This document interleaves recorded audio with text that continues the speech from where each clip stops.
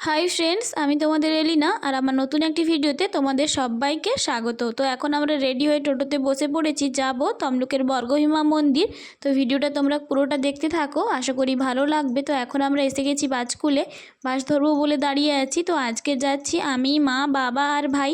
তো অনেক দিন থেকেই আমার মা যাবে যাবে বলছিল, কিন্তু মা, বাবা, আমি কারোর হয়তো ঠিকঠাক টাইম হচ্ছিল না, একই টাইমে পড়ছিল না, তাই যাওয়া হচ্ছিল না। কিন্তু কি বলো তো, ভগবান যখন ডাকবে তখন যতই কাজ থাকুক না কেন আমাদেরকে যেতেই হবে। তো এখন আমরা উঠে পড়েছি বাসে। তো প্রথমে বাসে আর তারপর টোটোতে করে যেতে হয় মন্দিরে। আর একটা কথা তোমরা বলো, বাসে গান শুনতে শুনতে যেতে কার কার ভালো লাগে? আমার তো অনেকটাই ভালো লাগে। আর তারপর যদি এটা 90s পুরনো হিন্দি গান হয় তাহলে তো কোনো কথাই হবে না। আমার মাও বলছিল যে খুব ভালো লাগছিল যেতে। তো চলো, ঠিক আছে, গিয়ে তোমাদের সঙ্গে কথা হচ্ছে। আর দেখো, এখন আমরা এসে গেছি মন্দিরের একদম সামনে। তো প্রসাদটা কিনেই আমরা মন্দিরে ঢুকবো। হয়তো সবাই জানো যে এই বর্গভীমা মন্দির অনেকটাই জাগ্রত। এই মন্দিরের একটা পৌরাণিক মাহাত্ম্যও রয়েছে।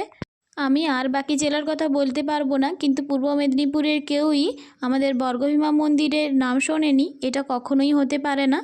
আগেই বলেছি যে আমাদের এই বর্গভীমা মন্দির অনেকটাই জাগ্রত। পৌরাণিক মতে মহাদেব যখন মাতা সতীর ঝলসে যাওয়া শরীর নিয়ে তাণ্ডব করেছিলেন, তখন মাতা সতীর শরীরের বিভিন্ন অংশ মোট 51টি ভাগে বিভক্ত হয়ে আমাদের সারা পৃথিবীতে বিভিন্ন জায়গায় পড়েছিল, যেগুলোকে আমরা এখন সতীপীঠ কিংবা শক্তিপীঠ হিসেবে জানি এবং ভক্তি ভরে পুজো করি। সেগুলোর মধ্যেই একটি হলো আমাদের এই তমলুকের বর্গভীমা মন্দির। এই 51টি শক্তিপীঠের মধ্যে সবচেয়ে বেশি শক্তিপীঠ রয়েছে আমাদের এই পশ্চিমবঙ্গে। ঠিক তেমনই পশ্চিমবঙ্গের পূর্ব মেদিনীপুর জেলায় তমলুকে রূপনারায়ণ নদীর তীরে সতী মায়ের বামগোড়ালি পড়েছিল, আর সেখানেই পরবর্তীকালে তমলুকের রাজপরিবার মানে ময়ূররাজ পরিবার দ্বারা নির্মিত হয়েছিল আমাদের এই জাগ্রত বর্গভীমা মায়ের মন্দির। তো এই মন্দিরের অনেকই মাহাত্ম্য রয়েছে, সেগুলো না হয় অন্য কোনো একটা ভিডিওতে বলবো। এই ভিডিওতে বলতে গেলে অনেকটাই বড় হয়ে যাবে। তো আজকের মন্দিরে অনেকটাই ভিড় ছিল, অনেকটা বড় লাইন ছিল। তো আমরা লাইনে দাঁড়িয়েছিলাম। তো এখন আমরা চলে এসেছি মন্দিরের ভেতরে। আর দেখো, ভেতরে অনেকটাই ভিড় আছে। আমরা কিছুক্ষণ দাঁড়িয়ে থাকার পর সুযোগ পেয়েছিলাম মায়ের কাছাকাছি যাওয়ার, কিন্তু মা অনেকটাই দূরে বসে থাকেন আর আমরা অনেকটা দূরে দাঁড়িয়ে থাকি। তবুও মায়ের কোনো অসুবিধা হয় না আমাদের মনের কথা জানতে, এবং আমাদেরও কোনো অসুবিধা হয় না মাকে ভক্তি ভরে ডাকতে। কিছুটা ভিড় থাকার কারণে এবং আমার ক্যামেরার কোয়ালিটিটা একটু খারাপ হওয়ার কারণে আমি তোমাদের মায়ের মুখটা দেখাতে পারলাম না। সত্যি বলছি, মায়ের মুখটা অনেকটাই সুন্দর, অনেকটা মানে খুবই সুন্দর। দেখলেই মনের সমস্ত কষ্ট, মন খারাপ সবই এক নিমেষে দূর হয়ে যাবে, মনে হবে যেন শুধু দেখতেই থাকি। তো এখন আমাদের পুজো দেওয়া কমপ্লিট, পঞ্চামৃত এবং টিকও নিয়ে নিয়েছি। আর পুজোর ডালাতে একটা সিঁদুর কৌটো ছিল, মা সেটাই এখানে দিয়ে দিচ্ছে। মা বলছিল যে ওই পুজোর সিঁদুরটা এখানে দিয়ে এখান থেকে সিঁদুর নিয়ে গিয়ে পড়লে সেটা বিবাহিতদের জন্য অনেকটাই শুভ হয়। আর তোমরা কখনো গেলে অবশ্যই এটা করো। মা বাদে আরও অনেকে এরকম করছিল, আমি দেখেছি। আর তার থেকেও বড় কথা, আমার মা সঠিক না জেনে শুনে কখনোই কিছু বলে না, আর তাই বলছি তোমরা অবশ্যই এটা করো। আর দেখো, এখানে সবাই মোমবাতি জেলে এবং এই যে গাছটা, এটাতে ধাগা বেঁধে সবাই যে যার মনের ইচ্ছা মাকে জানান। আর সেই ইচ্ছাগুলো যদি আমাদের জন্য মঙ্গলময় এবং সঠিক হয় তাহলে মা সেই ইচ্ছাগুলো অবশ্যই পূরণ করে থাকেন। আর তারপর আমরা চলে এসেছিলাম খাওয়া দাওয়া করতে। এটা একদম মন্দিরের কাছেই, মন্দির থেকে জাস্ট একটু এগিয়ে এলে ডান দিকে পড়বে। এখানে জলখাবার এবং ভাত খাওয়ার নিরামিষ পাওয়া যায়, আর জায়গাটাও একদম পরিষ্কার পরিচ্ছন্ন ছিল। তো আমরা ঘুগনি মুড়ি খেয়েছিলাম, যেটার টেস্ট একদম দারুণ ছিল। তো তোমরাও এলে একবার ট্রাই করতেই পারো।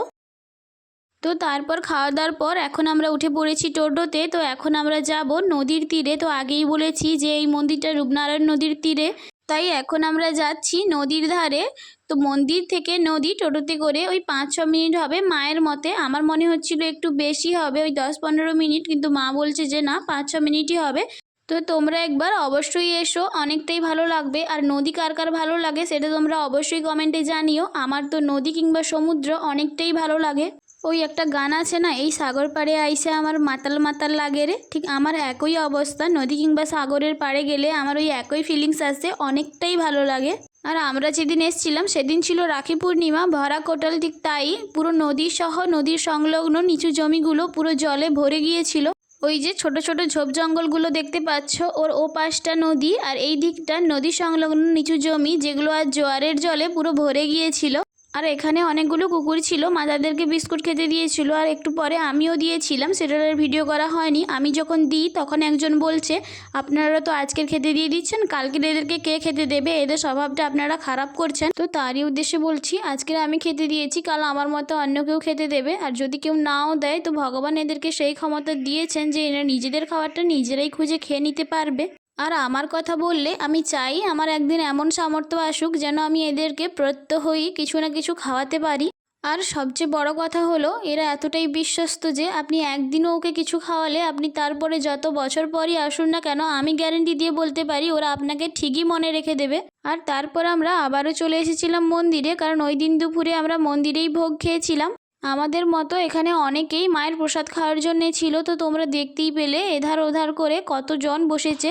তারপর আমাদের খাওয়ারও দিয়ে দিল আর আমি ঠাকুর প্রণাম করে খাওয়াটা শুরুও করে দিলাম। ঠাকুরের প্রসাদ পুরো অমৃতের সমান খেতে। আর প্রসাদের মেনুতে ছিল লেবু, সাদা ভাত, আলু ভাজা, কাঁচকলা, আলু আর উচ্ছে দিয়ে একটা তরকারি, ডাল, একটা পাঁচমিশালি সবজির তরকারি, মাছের ঝোল, চাটনি আর পায়েস।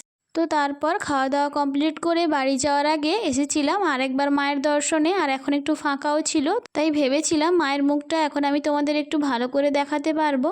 তো চলো এখন আমরা বাড়ি যাই, আজকের এতটাই। আবার দেখা হচ্ছে নতুন কোনো ভিডিওতে খুব তাড়াতাড়ি। ততক্ষণে তোমরা সবাই ভালো থেকো আর সবাইকে ভালো রেখো। আর যারা ইউটিউব থেকে দেখছো প্লিজ চ্যানেলটা সাবস্ক্রাইব করে দিও, আর যারা ফেসবুক থেকে দেখছো প্লিজ ফলো করে দিও। টাটা, রাধে রাধে।